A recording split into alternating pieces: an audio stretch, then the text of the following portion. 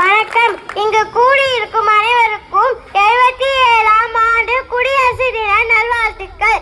இன்று நான் பேச இருக்கும் தலைப்பு எனக்கானது மட்டுமில்லை, நம் எல்லோருக்குமானது.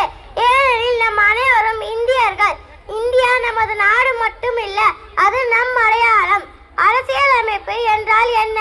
சகோதர சகோதரிகளே, மக்கள் தொகையில் முதலிடம் வகிக்கும் இந்தியா போன்ற பெரிய நாடு சரியாக இயங்குவதற்கு அதற்கு ஒரு கட்டமைப்பு தேவை.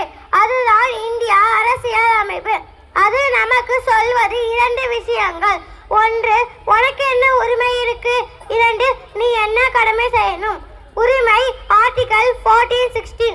எல்லா குழந்தைகளும் பணக்காரனா ஏழையா, ஆனா பெண்ணா, சட்டம் எல்லாரையும் சமமாக தான் பார்க்கும். நான் சின்ன பொண்ணு அல்ல, நான் சம உரிமை கொண்ட இந்தியன். கல்வி வேலையில் சமத்துவம் ஆர்டிகல் 39. எல்லா குழந்தைகளுக்கும் நல்ல உணவு, நல்ல கல்வி, பாதுகாப்பான வாழ்க்கை, இவையெல்லாம் அரசியலமைப்பு நமக்கு கொடுத்த வாக்குறுதி. என் கனவுகளுக்கு சாதி கிடையாது, மதம் கிடையாது. சட்டம் மற்றும் நீதிமன்றம் தரும் நீதி ஆர்டிகல் 36.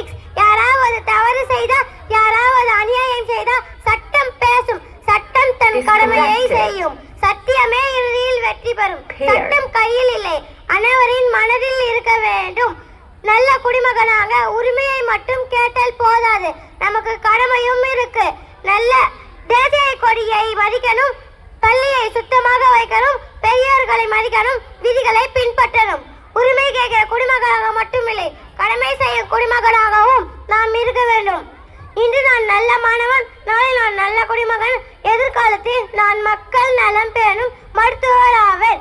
உரிமையும் கடமையும் நம் இரு கண்கள். அரசியலமைப்பே நமக்கு வழிகாட்டி. ஒற்றுமை உள்ள யாவரும் ஓரணியில் இருப்போம், வெல்வோம் ஒன்றாக. வாய்ப்பளித்த அனைவருக்கும் நன்றி.